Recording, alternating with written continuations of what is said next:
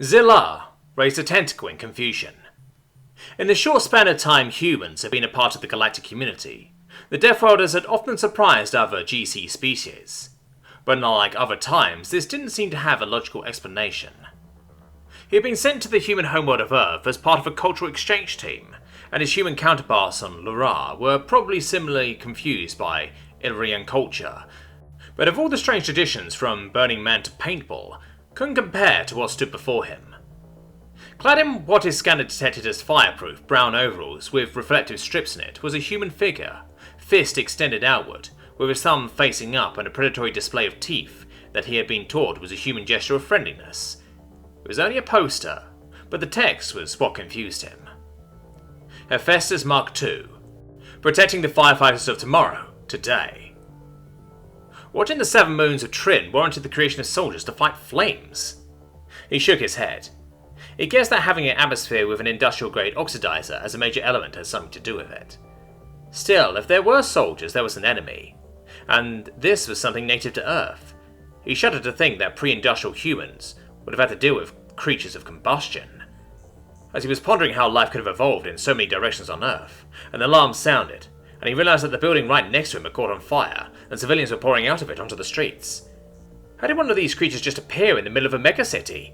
Weren't there reserves where animals on Earth could live apart from humans? His respiration increased in pace. He wasn't used to fire in his pure nitrogen world. This was a form of terror he had never known.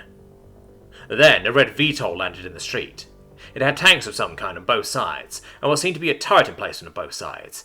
It had 4 thrusters that were keeping it aloft. When it landed, a team of roughly 20 human men and women disembarked, carrying an assortment of weapons and tools, and rushing towards the flaming doorway. He stepped forward, eager to get information about the enemy they were facing, but was quickly pushed aside by a human carrying some sort of stick with a sharpened slab of steel on its end. "Please stand back, civilian. This area is not safe." Zilla couldn't tell if he was speaking to a man or a woman, their masks filtering out such sounds, and the gear they were wearing didn't leave any clues as to that particular mystery either.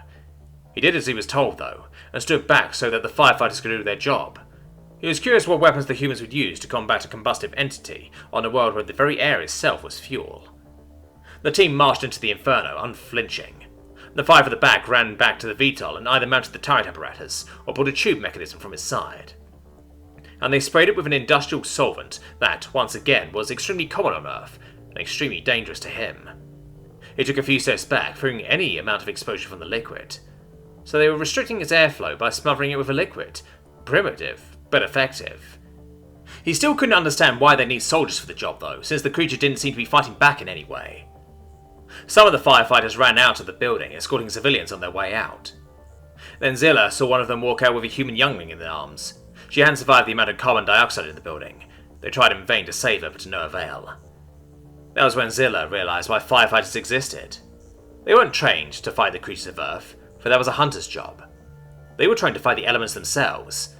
On a death world, it's not just flora and fauna trying to kill you. It's the environment itself. And Earth was cursed with an atmosphere from hell. They were trained to walk through an inferno to save the innocent. They were trained to save lives from their unfortunate birthplace. They were soldiers in an unending war against one of the fundamental processes of their world. The Deathworlders fought fire, and they were winning.